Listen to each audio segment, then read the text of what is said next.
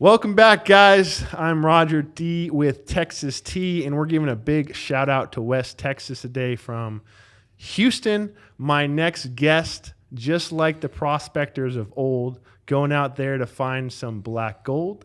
He's able to find the nuggets of business deals by just talking to people. He's been told he's one of the best networkers in West Texas. He's definitely top 7 Tims in West Texas. My next guest, the one who's probably going to write the Art of the Deal West Texas edition, Tim McDermott. How you doing, brother? I'm good. Do you like that last part? Yeah, I like that. I can't wait. I'm really waiting for you to send me the proof of that book so that I could read and edit it, because I'd like to have a little maybe forward that I could write. What do you think? I'm thinking you're going to be the co-author. Co-author. Okay, Yeah. got you. Because I can't spell Well, or write. that's usually a necessity when starting a book. We could do is we could just, with today's technology, we Ask could Siri just to do it. ask Siri to do it. She Siri. could just write us the Yeah. whole book, and then we'll just get Siri to edit. Yeah, there we go. I think we're golden. I think we're onto something. Here. Yeah, technology has made it so that two extremely unfortunate individuals in terms of intelligence, like me and you, Yes. are able to actually do things in society, not just cast out. We can only hope. We can only hope. So far, so good. So far, they let us into this building. Yeah, but that's because we came in through the back door. That's true. That's true. But that's mostly just because of we don't want to scare the children. Definitely. We didn't have all of our proper masks. Yeah, that is also correct. Well, quick question: as anyone who's hasn't turned off this episode yet by that intro, if We had to find 3 people to turn it on. yeah, hey man, that's 3 more than usually. If someone listening in was really wondering what it takes to or is looking to become a businessman like yourself, where you find the deals that are going to be profitable, you make things happen, you bring the people together, and you start companies that maybe you didn't think you're going to start before, but the opportunity came. So I'd say you're definitely an opportunist for sure, Yeah, right? yeah. What advice would you give someone who wants to start going down that path where they start to find these amazing deals under rocks? Enjoy what you do, first off, and then communicate with your potential customers, try to figure out what the needs are and if you can meet them. Gotcha. And sometimes it's better to say, no, I can't meet it, than it is to agree to do something you can't do. Gotcha. So you're talking to people and finding their needs. Yep. And then you fill those needs. So you're telling me recently the biggest venture you guys did, 2020, was in AC. Yes, sir. So how did you come about the thought that, hey, I'm gonna be the one that keeps everyone chill during these very mild Texas summers? A friend of mine actually came up with the idea, asked me to join in with them. I thought it was a great idea. If you look at a need, it's never going to go away. Yeah. I mean, if your wife is hot at the house, your life sucks. Yeah. Happy wife, Happy life. It's very simple. And it's turned into be a very, good investment for us as far as, and hopefully it will be in the future too. Yeah. I think COVID has actually kind of helped the home repair, home improvement business, Right. which includes, some of this other stuff we've done. And I think that moving forward, I'm hoping that next year does the same thing, but God, hopefully COVID's gone. Yeah. Well, I guess we'll see there. You talking about people being home and needing home repairs. So I think that's going to be something, regardless, someone's always going to need their AC fixed. But what do you, aside from the fact that there are a lot of people relying on their home being cooled during the time that they had to stay at home a lot, what do you think set you guys apart where you were the AC guys that kind of put you to the top out there in West Texas? Well, a part of that is marketing. My partner is a very good marketer, even better than I am. And spent the money, spent some time, and got some qualified people to come to work for us to do a very good, thorough job. And I think the two between that and word of mouth has gotten it to the point where it's at today. So the name of the AC company again was Artic Air. Artic Air. So Artic Air, obviously having the right employees, and you had also mentioned that your partner, word of mouth, kind of brought it in. Yeah. So well, and my partner, him and I had done business before in some of my other business adventures, so I knew who he was, and I knew that he kind of got things done. And yeah, he'd been in the AC business on the sales side for about 10 years. For another company, and so he had a lot of contacts in the industry, and and I think moving forward, we've he's got a spray foam company, I through another business I'm involved in do construction, so it all kind of works out together. We kind of feed the same pot. So when your partner, and what's your partner's name? Jeremiah. So when Jeremiah came to you, what he saw was the kind of symbiosis of what your skills in construction, your contacts in construction, of course the company in construction. Yeah. And it just made a perfect fit. So in that case, it seems like you had an opportunity that came to you, and you had already put yourself in a place of advantage to take advantage. Well, and that's I think what kills a lot of people. And we've all been there. Do you get the opportunity? Do you take it, or do you say, I pass on this one? Yeah. What do you think makes people pass on it? Pass on good opportunities? I think fear. Fear of the unknown. Most human beings hate change. Yeah. Yeah, exactly. Why do you stay in a bad job? Because I don't want change. Right. Why do you stay in a bad relationship? Because I don't want change. It's the same thing. Well, why don't people take opportunities that are presented to them in life? I don't want change. It's the devil that you know is better than the devil that you don't, right? That is definitely the truth sometimes. So what would you say that kind of makes it easy for you to either jump or break through that fear or what have you? I guess if you're you have to enjoy what you're doing. So if you're enjoying what you're doing, you want to grow that experience, right? So you want to do the next deal, the next customer, the next building, the next transaction. Right. Well, and it really doesn't matter what it is. If you're enjoying what you're doing, it doesn't matter. So because you already enjoy the game, regardless of what industry it's in. Yeah. So if someone's got, if they have a career that's way different, it would have to come down to the basic fact that why don't you just enjoy the opportunity that you have right now and see the other situation as another opportunity that's just like a different opportunity, but you're still going to put the best foot forward. Yeah. Like a guy that I used to kind of got me in the construction industry when I was a kid, he told me how, back in the 40s, he came back from World War II, he's working for one guy during the day and then doing his own deal at night. Yeah. Yeah. And, and that worked him into being, very successful through life. Didn't have to worry about, food on the table for the kids, a car for the wife. Yeah.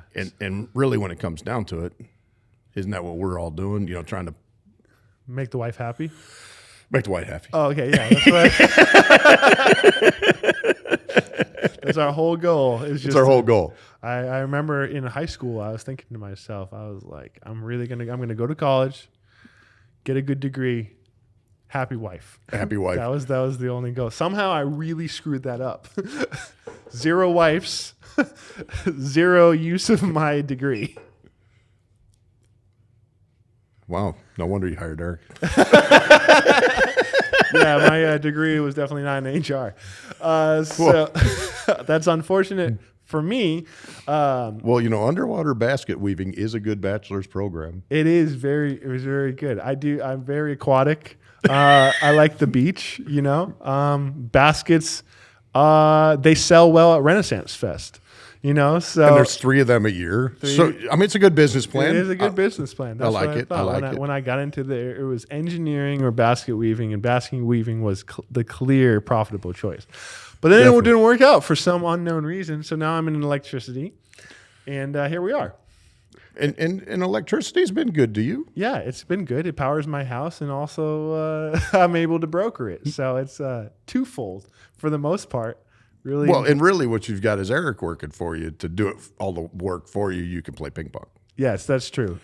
For those who don't know, we have a ping pong table at both of our locations, and I challenge anyone because I do a very minimal amount of work. It's mostly ping pong, and I'm noticing that today. You noticed that, but I'm proud. Yeah, thank you. Thank you. I mean, I think that they've they're overstating the value of doing a day's work. I mean. Okay, hey, definitely don't take that advice. A full day's work is good, guys. But anyway, so yeah, so Tim, what you're saying, all the jokes now and in the future and the past aside, because we're definitely you're gonna be continuing to jaw me throughout this podcast, right, as you should, yeah, as you should. It seems that the main thing finding new business deals is being ready to jump at them when they come, and not really taking fear at face value, because you realize that you just need to be happy doing what you're doing, and that could be anything. Yeah. And like someone who's like, well, maybe I'm not going to be good at that. Well, why don't you just enjoy trying it? And if you fail, you fail. Yeah. And, look at even all the great people that have been in this world before us. And, everybody has failure in their list, and it doesn't matter whether, you pick any entrepreneur, any politician, whatever you want to call it, even athletes, movie stars. Look at how many movies they tried out for before they hit the big one. Yeah. But if you don't keep going down the road one foot in front of the other, you're never going to get anywhere. Oh yeah, 100%. And even if you do go back one step, you just need to go back or forward 4 or 5 steps. Well, and sometimes you got to take 3 steps back to go 1 step forward. Yeah, that's true. You can't be afraid. It's true. It's true. It's definitely. Sometimes you're sidestepping. Sometimes you're not even rocking on a road. Well, and we've all been there, where, oh my God, this deal fell apart. The world's ending. You're thinking all these horrible thoughts about yourself and all that. Well, you got to take a minute. You got to step back, take a breath, and they go, well, all right, maybe this one just wasn't meant to be. Right. Acceptance. Yeah, that's a big one. I think in general, I've learned myself through Eastwood is I would get so riled up in the beginning with the smallest problem going wrong, and then when I stopped giving an F, and you just say, you know what, that happened. That is what it is. What can I do the best for myself? Yeah, on my own. Well, and just like you and I were talking earlier, you got that setback with your provider this year. Yeah. And take somebody else in business, and that would destroy them. Yeah. But you looked at it, go, okay, it happened. Yeah. Use it as a learning experience, and you move forward. Yeah. And yes, financially it wasn't pleasant, but you're still here. Yeah. Oh, exactly. And if we were in a spot where we weren't financially good, that's another. It is what it is. It is. And you just got to push forward. Yeah. Well, and that's the issue. If you're going to play this game, so to speak, if you're going to be in business for yourself, you're going to do these things, and you have people dependent on you. Are you a good steward of what you're doing? Yeah. Are you watching your business? Are you taking care of your business? Are you trying to find new business? Are you trying to grow your business? Are you trying to find another? Right. And all those things come into the same conversation. Oh, 100%. And it's funny that you use the word steward, because I think a lot of people get hung up like, that's my business. That's my company. Those are my people. The moment you really attach yourself and say, those mine, instead of, you're right, you are just a steward. Everything's temporary. Yeah. It's going to come and go. Even the longest company closes its doors one day, and everyone passes away, obviously. Yeah. So, or none of us are getting out of here alive. Yeah, none of us, as much as we kick and scream, right? So we're even a steward of our own life. We only got it for so long. So I really like that word, because it makes you realize that, you have the opportunity to be part of this. Yeah. And do your best for it. Well, and it's just like my relationship with Eric. You know what I mean? Yeah. he does well by us, and we try to do well by him in return. It's a mutual Right. beneficial relationship. Yeah, 100%. I was really feeling a joke come there, but you know what? That's beautiful. I really like that symbiotic relationship for sure. You know, I mean, all jokes aside, he's an all right guy. I love how you said that slightly lower volume. Well, I don't want him to get a big head. Yeah.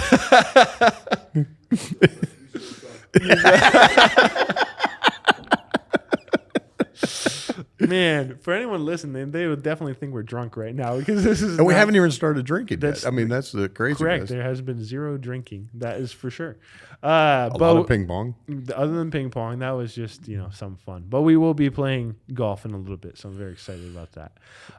So yeah. I don't know. I've heard golf, bowling, and firearms. I mean, it could be a long night. It could be a long night, and if you combine all three at once, it could be a wild night. Yeah. Whoa.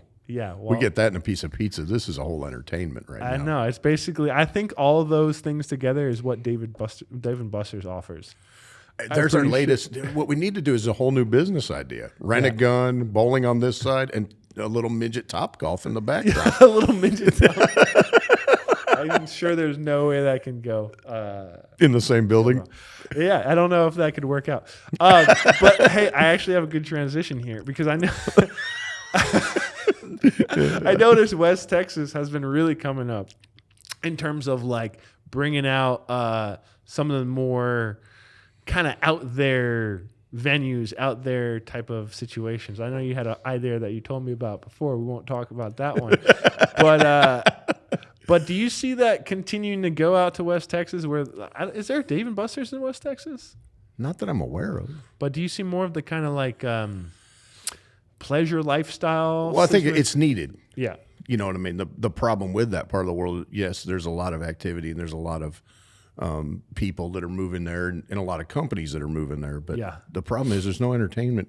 You know, there's 4 or 5 regular golf courses and the movie theater and the bar. Yeah. I mean, that's it. You know, but look, you know, even Waco's getting a Top Golf now. So God only knows, maybe eventually. But, you know. So would you jump into something like that if you saw a arcade / bowling / shooting situation? I think it's probably needed. I think it's needed. I think you can get away with it there too. Yeah, I think you could. Actually, I don't think there's a single place that is, I could be wrong. Someone's probably going to slap me on this one, where you can shoot, bowl, golf, and eat pizza. I feel like there's not a single place like that. I don't think so, but we can Google it when we're done. And if somebody else doesn't have it, we'll have to figure out a way to get it done. We're going to call it Wild West, Texas. I like it. I like it. You got to have something to do when you're off work. Yeah, that's true.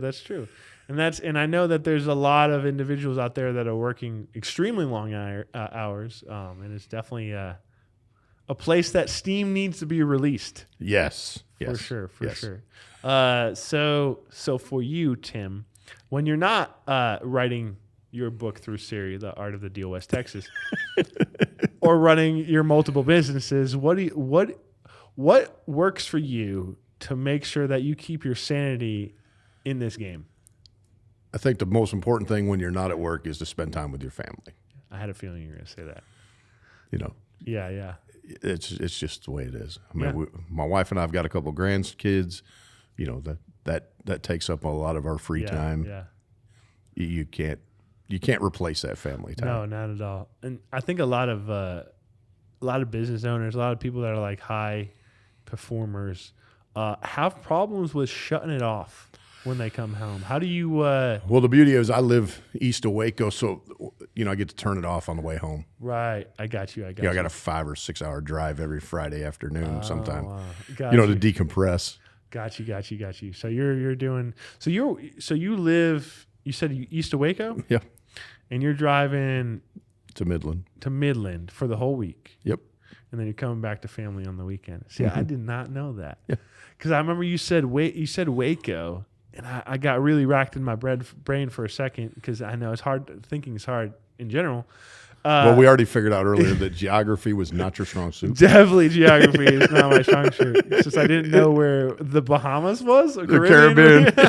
You couldn't even point that out on a map. Yeah, barely India. I figured out India. But I'm going to order you a globe. Yeah. You know, they had them in like you were third grade. So that's going to be weird for me because I thought it was flat. I forgot you're the Flat Earth Society guy. I'm not a flat earther. Please do not quote me on that one. So you're saying so you're gone from the family for the whole week, yes, pretty sir. much. So you're basically living a road warrior kind of life in terms of work. And have been for a long time. So. Yeah, so you're just used to it. How come you did not going to go to West Texas? Move everyone out to West Texas. Be nice. We'll just leave it at grass and trees. Grass and trees. Okay. Grass and trees. That's fair. There's definitely not a lot of that out there. That's true. Yeah. I remember the only time I was at Midland. I remember I couldn't believe. I was like, wait a second. I was like, there is not a single vehicle that's not a truck. And I remember being there's 3 cars there. There's 3 cars. I couldn't see them while I was there. That we keep hidden. Yeah, this was 2009. The land of the white pickup truck. Yeah, 2009. So Midland was still building up. And I remember it was like 3 very not so cheap hotels. Yep. Now there's 23 not so cheap hotels. And I just remember I was like, oh my God. I was like, I haven't at that point I hadn't even driven a truck aside from the Napa delivery truck. And I was seeing like it was like a whole Chevy dealership of nothing but white pickups. Like nothing but white pickups. So yeah, it's very interesting. I know I've trended this time. I purchased a new pickup here a month ago, whatever it was now. And I actually got a color. So I went to blue, which is very shocking. That is shocking. You know, I've had 12 white in a row. 12 white trucks in a row. And maybe 12 is a little exciting, but the whole list of white trucks has been amazing. Yeah, I bet you go into the dealership and you're just like I don't know what I'm gonna get this time. Gonna get white and white. On white and beige maybe beige. Yeah, I was kind of shocked this time. You know, they called and they said, "Hey, we don't really have a white, in what you were asking for, but we've got one in blue or black or red." And I'm like, yeah. Wow, I haven't tried blue. And then someone saw you driving in Midland. And they're like, "Oh man, Tim's going through a midlife crisis or something." Actually, I was with one of my customers yesterday, and I pulled in the truck, and he goes, "I never would have expected you in a blue pickup." And I'm like, "Yeah, it'll probably be the last one for a long time. Yeah. But, we'll go back to white." Okay. Next time. Next show. Back to the white pickup. So you're out there each week. I saw you on the phone so much today, by the way. So it's like a constant. Is everyone coming to you? Like just. Well, yeah. I mean, you've got a lot to answer. You got to answer a lot of questions all day. Yeah, got you.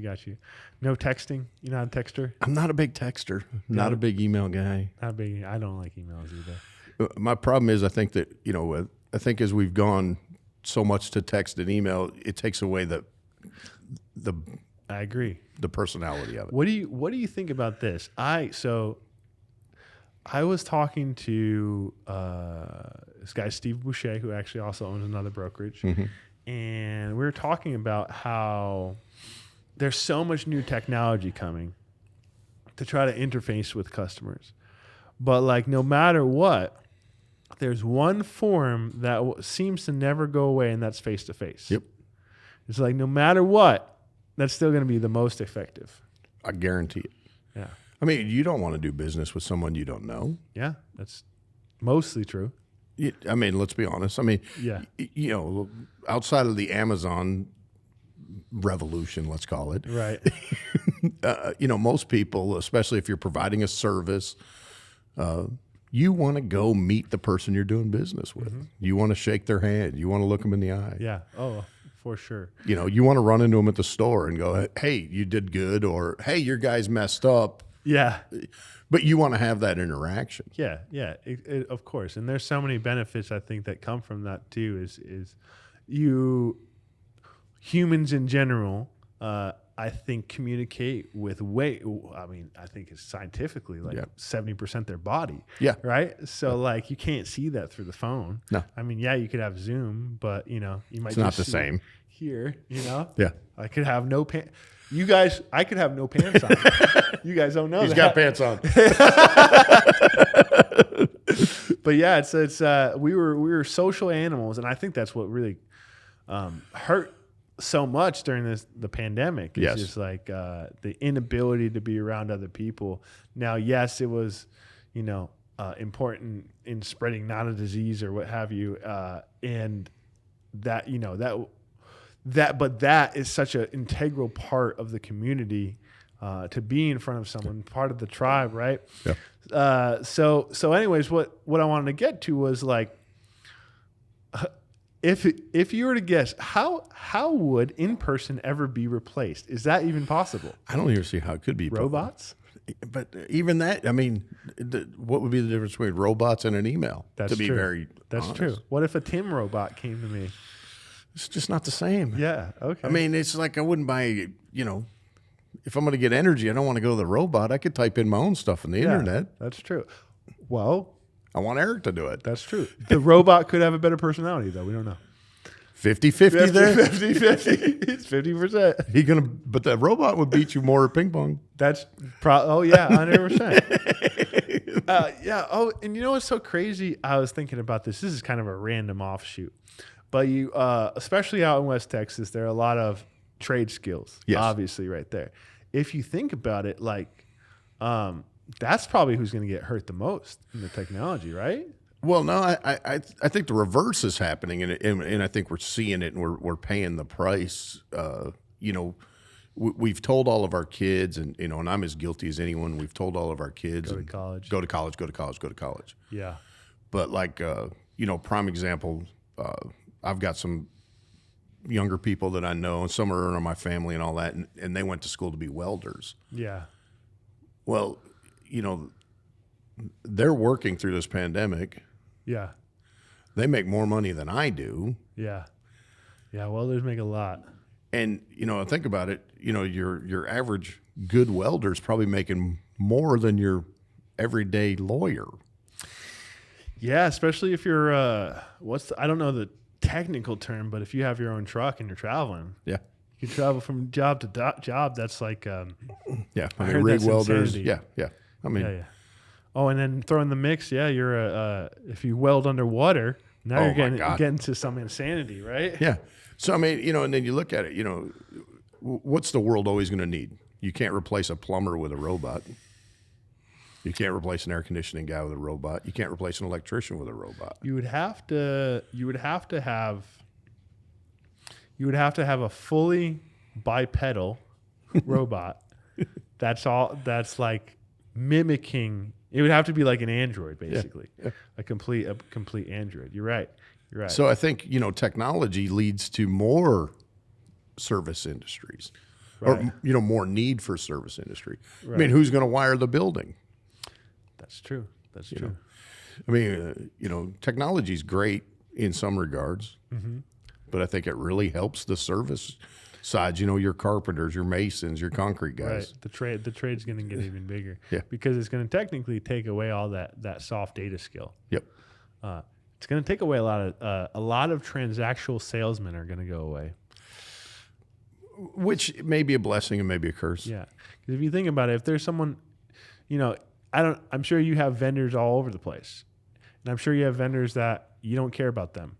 And you just sign a piece of paper and get it done. And you could be Joe, John, Ashley, or Mary that's giving it to you, right? Yeah. Those salespeople are going to go away eventually. Yeah.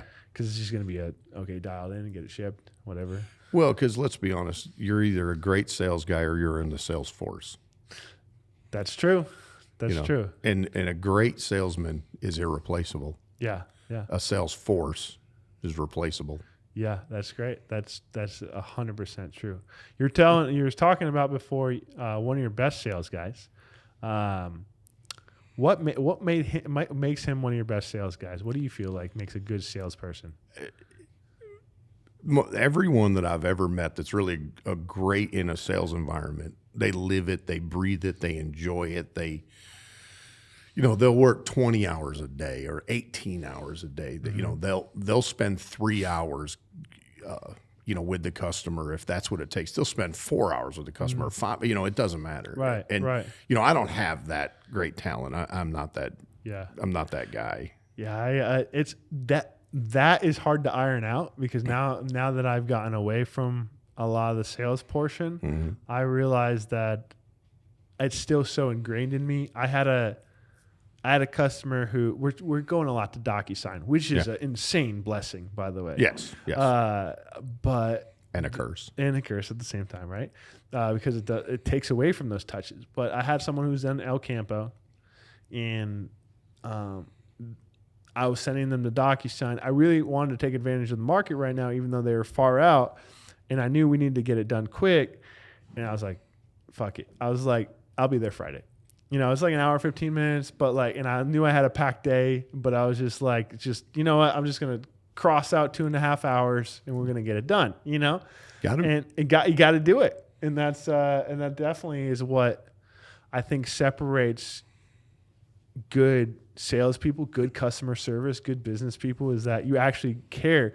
Because the thing is, for me in that moment, I wasn't going to benefit. First of all, I wasn't benefiting immediately. It was like a 2023 start. Yeah. So I wasn't benefiting immediately, and I could be okay if that didn't way okay if that didn't close. But I knew it was the right thing for him, and I had known this customer forever, and he trusted me.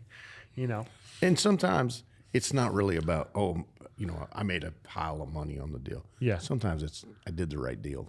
Oh yeah, of course. That's that personal relationship. Yeah. You've got to know that your customer, your clients, you've got to know what they're, are they having a bad day? Are they, God forbid something's bad's happening in their personal life. All those things matter in how you conduct business with them. And sometimes today's deal, maybe we're just helping another human being get through the day. Yeah. Oh yeah. Yeah. And 5 years from now, it pays us back. Maybe it never does, but we're really not doing it for the payback. And that's a really good point. And maybe it never does, and that's fine. That's fine. Because I also heard that, I forgot who said it, but they're like, people will be like, well, you can't be too nice because you're going to get taken advantage of. Well, you'll only get taken advantage of if you have an expectation of what's coming from being nice. Well, and I think you'll meet people, and we've all known them that go into something, and whether it's a relationship or a business or a job or whatever, and they've predisposed themselves of what they think is going to happen. Yep. You're having a conversation with a guy, and I got a new job, and I'm going to do this, and I'm going to make $1 million a year. Well, we all know it's not going to happen. Yeah, that's a lot of money. Yeah, it's a lot of money.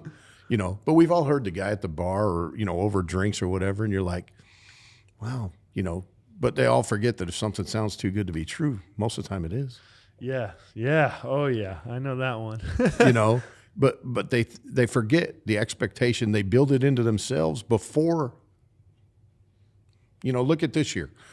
Nobody could have predicted in January that we're going to have this global pandemic, half crash the economy. We're all going to be working 3 times as hard for half the money. I know. Well, I wouldn't say nobody was able to predict COVID coming. I'm looking over there at Eric because my whole company thought I was crazy because I know I played a lot of poker.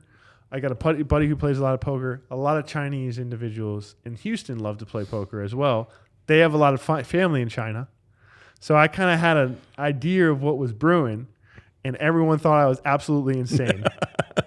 You know what was not insane? That money I made when I shorted the market. Anyways. Sometimes it's always better to be lucky than good. Yeah. Yeah, broken clocks is right twice a day. Every day. Yeah, every day. Think about it. If you'd have known in January to invest in plexiglass. Yeah, I had no idea about that. How about toilet paper? Definitely didn't see that one coming. I mean, somebody made a killing on Someone the made deal. a kill on toilet paper. Yeah, they're like, you know what? You know what everyone's gonna really want in an apocalypse? To stay clean. That's the most important. Okay, how did that happen? Can we just talk about this? I don't know. It's an utter insanity. How, like, I remember thinking about, like, man, maybe I should get an extra, like, bit because there's going to be none left soon. Because I was like, I remember getting one package because I was like, okay, maybe I should. Like, I was like, because, you know, apparently there's going to be a shortage. But at what point, like, it's hurting my brain thinking about it. Well, you know, they did it with everything. Remember the bottled water? They were buying everybody out of canned food, toilet paper, paper towels. I mean, they'd run in a store, and you saw the videos. We all saw them on social media. They're so crazy. I mean, you got people fighting over a roll of toilet paper. I mean, what, you know, think about it. What have we really come to if we're fighting over toilet paper? Imagine that. Imagine if we had a real, like, crisis. Like, this was obviously a crisis, but this is like an apocalypse. Like, let's say we had a pandemic that was like airborne aerosol with high death rate.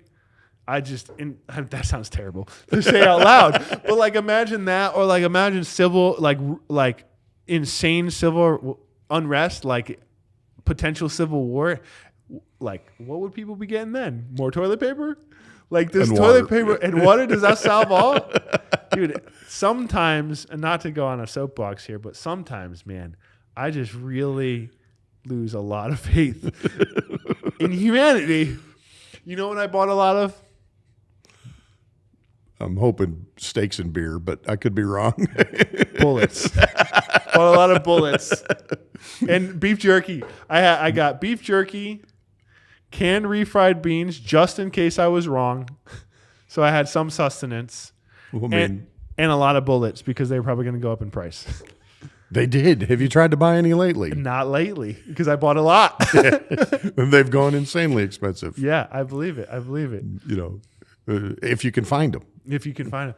Yeah, that's why I think I'm going to just need to sell my 9mm and buy a 10mm or something, because 9mm is so hard to find right now. Yeah. Well, I mean, we just go to Eric's house and get his. Oh, that's a good call. How much you got over there, Eric? Plenty. Say what I mean? Yeah, I already know what plenty looks like. I mean, we've been very nice to Mr. Hagerton today. Mr. Hagerton. I'm very upset that he didn't come into the frame for the show, just so everyone could see him. But I know he's like hiding over there in the corner. You were saying before you were saying that no one could, you know, until I like jabbed in my my W in investing. You were saying no one could have predicted COVID-19. Yeah. And the people that did, you know, I mean, it definitely made out like a bandit. Exactly. But yeah. So I mean, this year's been crazy. You know, it's been crazy. You know, and you look, and depending on who you are and what business you were in, you were, for lack of a better way to look at it, you know, there was a lot of winners that really won. Yeah. And a lot of poor individuals that really lost. Yeah, AKA the service industry. Oh my God, they've destroyed those poor people. That's I mean, I have a lot of friends that have bars and restaurants, and you know, and not only them, but their employees. Yeah, it's terrible, man. Yeah, but hey, things are coming back now. At least here, some of these other states. Yeah. Oh yeah. There's definitely some states that are continuing to kind of hamper that growth for sure. But coming out into 2021, so we're going into Q4, and I have a question about that because for some reason it always seems that everyone slows down in Q4. Yes. Do you feel like that's a mindset or Well, I think it's a 2 or 3 part deal, and that's like this year's even worse. You know, we got the election, right? Which you know, we always slow down for a presidential election. Oh, of course. You know, nobody can make up their mind what they're going to do. Yeah. And then, true. You know, you look at Q4, and everybody's cut their trying to figure out where the remainder of their budget is to get through the year. You know, you've got the holidays that slow things down. I think the thing's going to be a little different this year. Is I think we're going to have this sporadicness at least through the first quarter of next year. Yeah, I believe that. Because this is definitely not going to be a one-time, one and done situation. No. And even like oil and gas, obviously, the demand. It's just not there. It's not there.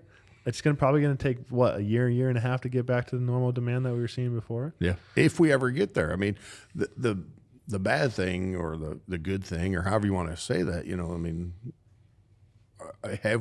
has COVID made a change to our everyday life on a lot of fronts? What's the new normal they keep saying? Yeah, it's interesting. Though we can go back to what we're talking about, kind of the in-person. I did notice while I was going out in the field with some agents that business owners, it was like they were relieved to see someone. Yes. Talk to someone, do business again. Well, because a lot of people decided that they would take their companies and leave them sitting on the phone, cold calling, so to speak, which kind of gets you that introduction. But if you can't go have lunch, go to their office, go have a presentation, go have that conversation. Yeah.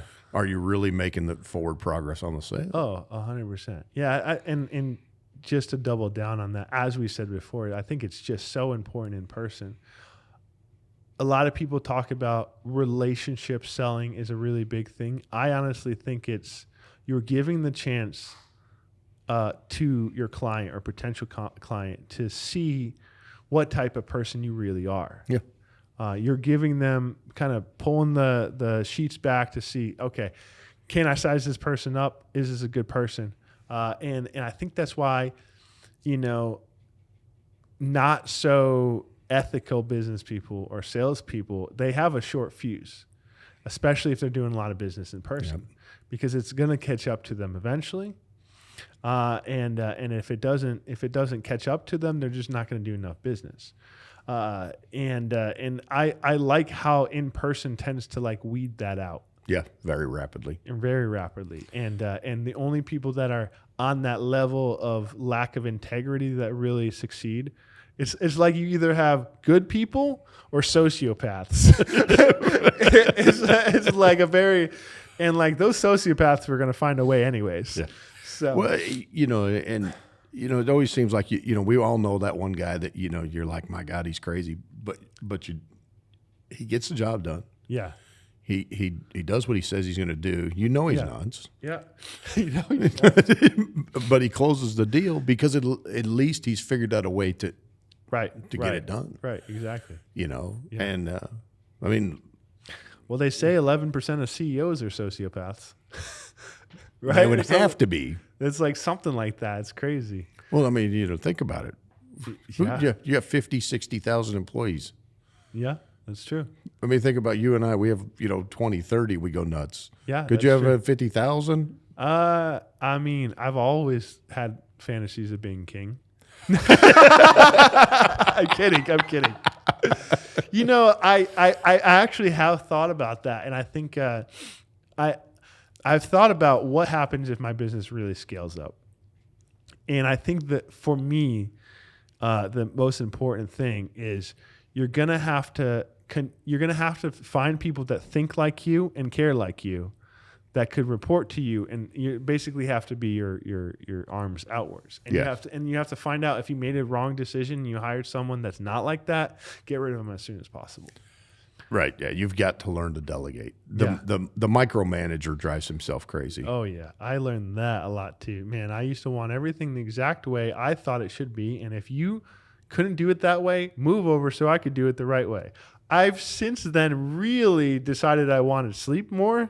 Yes. And kind of changed that attitude. Well, and that's the thing that it takes a long time to learn in this business, or any business, I guess, is, you got to remember that you've got to take a nap once in a while. Yeah. Yeah. Play some ping pong. Come to Houston and have lunch. Yeah. For sure. Yeah, at a barbecue joint. Yeah. Without a mask. We were outlaws. we were at the table. We were. You've got to take a little time to remember to be a human being. All work and no play makes a dull boy. That's true. That is true. And if you recall from that movie, he went insane. Yeah. So and you can we all have met people or seen people that have money but have nothing else. You don't have any friends. You don't have any commitments. That's true. Your family has left you or don't speak to you as much as they should. Yeah, that's true, man. That's a sad state of things. And as you said, it really comes down to family. Yeah. And I actually just moved my mom down here from Connecticut. I saw that on the Facebook. Oh, that's right. Yeah, she. Oh my God. I'll tell you the story when we got to Louisiana offline because I don't want to blow her out here. But it was enjoyable. It was enjoyable is a word. Is a word I wouldn't use.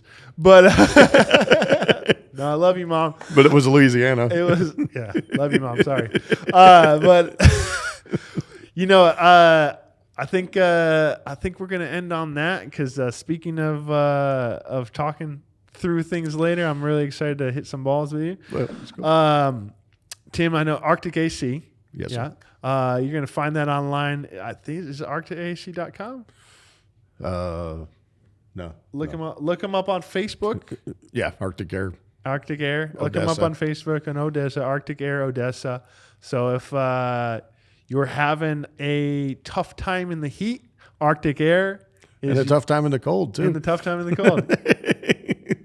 They'll get you set up. Obviously, articairconditioning.net. But anyways, thanks for coming on, Tim McDermott. Obviously, the Prince of West Texas is not a term, but definitely a big influencer on West Texas. Had a lot of good laughs here, a lot of good knowledge. Thank you for coming on. Well, thank you, sir. Appreciate you. Yes, sir. And if you guys are tuning in again, thanks for listening to Texas Tea. I am Roger D., your host, where we, of course, talk to entrepreneurs, hustlers, businessmen, and get to learn their tips, tricks, and secrets. You can find us on Texas Tea anywhere, Facebook, TikTok, Instagram, YouTube. Anywhere you can search, you'll probably find us. Obviously, subscribe, like, share. Until next time, I'm going to hopefully try to find a guest just as good as Tim McDermott, but I will probably fail. So hopefully you guys really enjoyed this one. Have a good one.